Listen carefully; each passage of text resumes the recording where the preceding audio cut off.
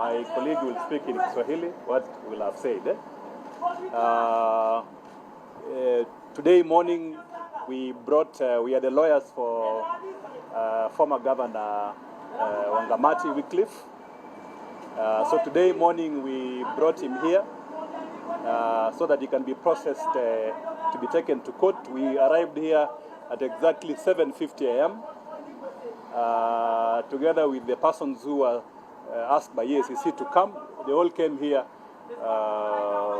voluntarily. However, what we have witnessed now since morning is a source of concern, and we thought it's important we inform Kenyans and the supporters what is going on. That at exactly 9 a.m. they had finished processing the governor, former governor. They had finished processing him for arraignment in court. Together we kept on following up on the court process. We even sent my senior colleague at the law courts to find out whether EACC has registered the charges in consultation with the office of the DPP.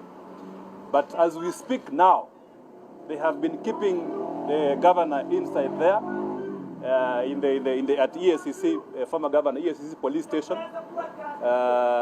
Amekaa chini. There is nothing that is going on. He's just awaiting. We don't know what is going to happen next. They are not telling us where they have arrested him. When are they? We have really put a lot of pressure. They take him to court, but they have refused to take him to court today. They are now saying that most likely they will take him to court tomorrow. So we have information that, and we have looked at the charges. The governor is being persecuted. The EACC CEO, who is in this building today, has received a call from a senior politician in Bungoma who works in Nairobi to ensure that the governor is kept at a very dirty police cell, that the governor shall not be released from police cell today. So that's the information which we want Kenyans to know. Why? Because you all know what happened the other day to Ojwang when he was kept in a police cell. So we don't want them to harm the governor. We have looked at the charges against the former governor. The charges are one of the most flimsy charges that I've ever seen as a lawyer. They have no evidence whatsoever against the governor, but instead they arrested him because of a senior politician from Bungoma who wants to clear Wangamati from the path for governor's race in 2027. That is why these charges are the most weakest charges I've ever seen as a lawyer. But nonetheless, Wangamati is a law-abiding citizen. He will follow the due process of releasing, of being released from custody. But they must present him to court. Why are they not taking him to court? Let them take the former governor to court. And then from there, the legal rights of the governor will start accruing. He will be released by a magistrate. So we are asking, just take the former governor to court. We don't want these games that they usually play in the police cells. So it is important that Kenyans know that they are holding the governor here, and they are not doing anything at all. They have not even served him tea. You can imagine. So it's a very serious issue, and we are really raising concerns. When you fight graft, do it lawfully, respect the rights of all accused persons. And for years, you see, we are telling you, don't be used by politicians to settle political scores. A politician who wants his brother to run for governor ought to go and ask the people for votes. You don't use EACC to remove competitors. So that is the grievance which we are raising here. And I'm telling you here for sure that when the magistrates eventually hear these charges, which as I said are very flimsy, the former governor will definitely be acquitted. They have nothing against him. Nothing. No shred of evidence. Hata moja hakuna.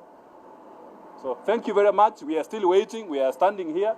We want to know where they will take him, which police station they are going to take him. Will they still keep him here? The information that we have is that they want to take him to Kamukunji. And you all know Kamukunji is the dirtiest police station in Nairobi. We are pushing back so that they treat the governor with dignity that he deserves as a distinguished Kenyan and citizen of Bungoma. Thank you. Wakili, are you saying there's no grilling going on? There is no grilling going on. Okay. What happened there? We brought the governor here at 7:50 a.m. And what they did is that they took his fingerprints.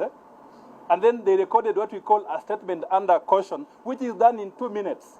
And then they kept the governor on the seat where we have been. So if you go inside there, we've just been walking around. We've been asking. So there is no grilling which is going on. No grilling at all.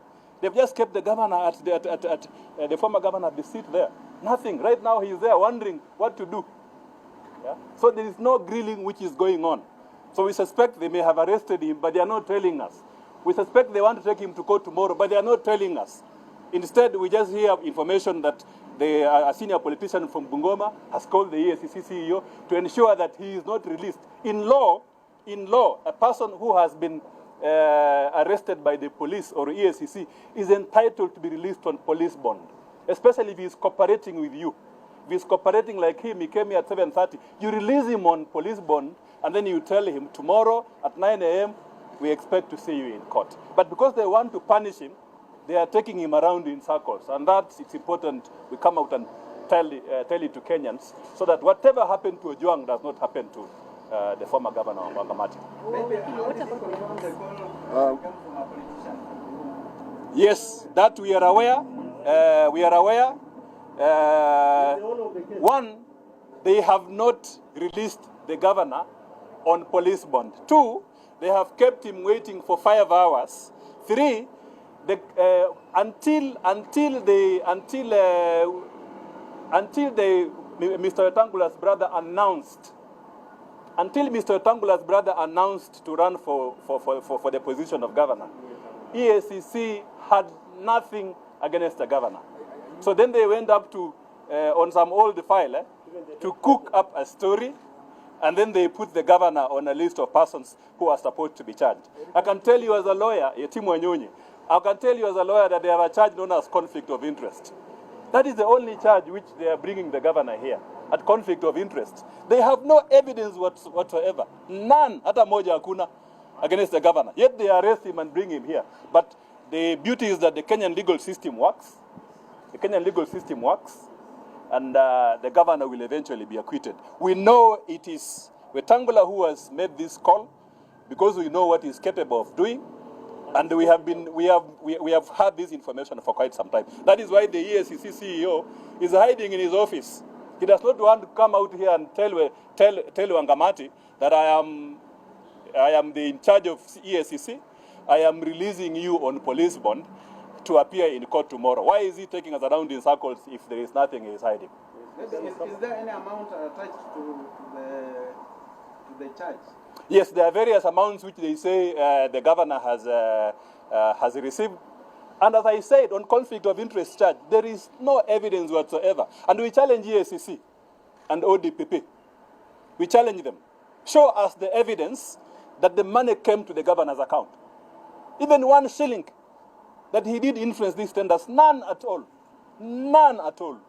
So it is just political persecution, and we are warning them that this one must stop. Otherwise, they will start damaging the institutional profile of EACC. Any other question? Maybe just for addition. In fact, one of the persons who's been summoned died 2 years ago. Yes. He was summoned on Friday, but he died 2 years ago. Yes. Yes. One of the persons who EACC has summoned to appear today, we have submitted evidence of a death certificate. Actually died 3 years ago. He died 3 years ago.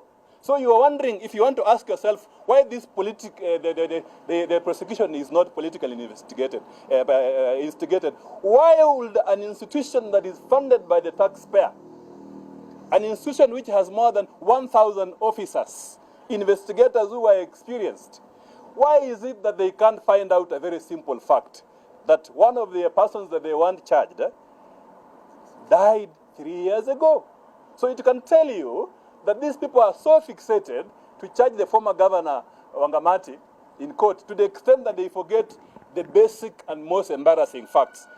And that, I can tell you, it damages the profile of the institution. Really, EACC CEO, please don't allow yourself to be used by politicians to damage the profile of a credible institution which Kenyans want it to work for them. That's the message which you want to put to the office of the EACC CEO. And then there's one of the accused persons here is disabled and seriously sick. One of the accused persons is disabled and seriously sick. He has high blood pressure. He's been kept here for more than now 6 hours without medical attention, without knowing whether he is going to be allowed to access his medication, without being told the way forward. So what is it that they want? We are telling them, just take, if you want to persecute Wetang'ula, fine, you can persecute him. Why can't you just take this man to court? He's on a wheelchair. He's just inside here now as we speak. They are doing nothing about his fate. So it can tell you that on the totality of the facts in this matter, we have a problem. We have a major problem concerning use of EACC to persecute individuals. Okay, what's the identity of the deceased? The deceased died in, I think, in July 2022, and we have the death certificate, which we have now given it to them. And to my shock today, when I gave them the death certificate, they were actually shocked as well. So you can imagine an investigating agency of government that is shocked that a suspect has died. So the death certificate is here. I can show it to you. So it just tells you, yeah, this is the funeral program of the suspect that EACC has summoned to record a statement and to be taken to court. This is his funeral program. 15th of June 2022. Yeah, so it can tell you that we have a problem with this institution. Should we disband it, that they can't do the basics to investigate a simple issue? Why would you use taxpayers' money to summon a deceased person? Really? Is that how we want to conduct investigations and prosecutions in this country? Simply because you want to target Wangamati? That's unacceptable, and we will stand firm to ensure that the rights of Wangamati are protected. Any other question? Because we want to go in to ensure that Wangamati's rights are not further violated by EACC. Kulingana na utaratibu wa sheria ya Kenya, sisi kama mawakili, ile tunataka wafanye ni kuwapeleke Wangamati kotini. Kwa sababu katiba ya Kenya imesema ya kwamba wakati umeshika mtu na makosa fulani ambayo unataka ajibu, within 24 hours, masaa 24 umpeleke kotini. So sisi ile tunaomba EACC, hatutaki kuenda mahakama ya High Court. Hili ni jukumu ambalo hawa kisheria wanahitaji kufanya. Ni kwa nini wasipeleke Wangamati kotini vile sheria inataka? Alikuja hapa asubuhi sana, saa 1:50. Tuliingia kabla sio. Saizi ni karibu saa 8. Wampeleke kotini. Kwa nini? Peleka yeye kotini ndio ashughulikiwe vile utaratibu wa sheria umewekwa. Na hilo ni ombi letu. Hatutaki rights, haki ya governor Wangamati zidhulumiwe na EACC. Hilo ni objective yetu na ombi letu to EACC. Pelekeni yeye kotini. That is all. Okay, what's the situation of the other persons who are summoned? All the other persons who are summoned, except the persons who the EACC summoned and is deceased, are all here. They dutifully arrived here at 7:50 a.m. All of them, including the former governor. 7:50 a.m.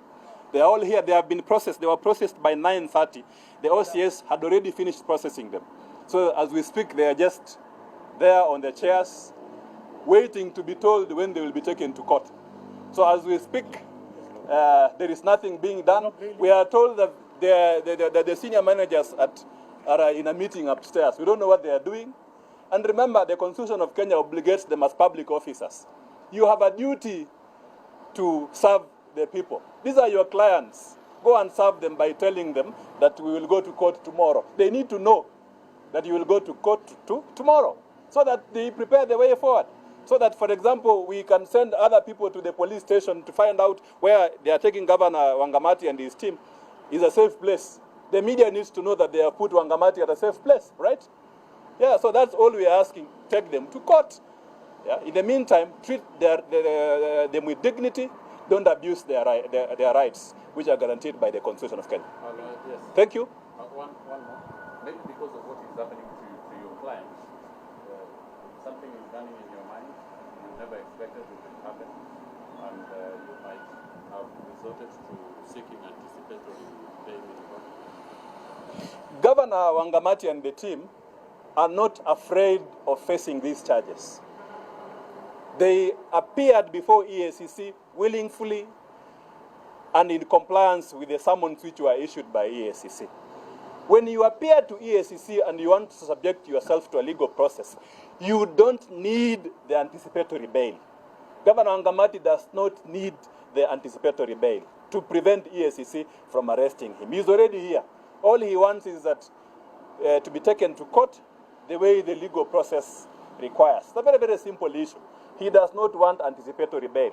When he goes to court, the magistrate, in exercise of the provisions of the Constitution, will then release Wangamati on bail formally so that he can confront these charges later on. Thank you.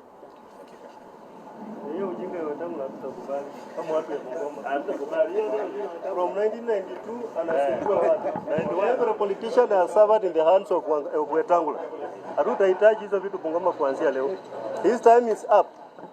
Ameumiza watu Bungoma kuanzia kwa Wamalwa, kwa Msikari Kombo, kuanzia kwa Mukhisa, akaenda kwa Munyinyi, akaenda kwa Eseli, saizi yako kwa Wangamati. Hiyo wakati imeisha, saizi watu Bungoma tumewacha. Kila mtu has suffered in the hands of Wetang'ula. Na tunajua. Saizi kwa sababu nataka kuleta mndugu yake, he only counts on people he has destroyed politically. Kuanzia kwa Wamalwa kijana, he was a first traitor for Wamalwa kijana.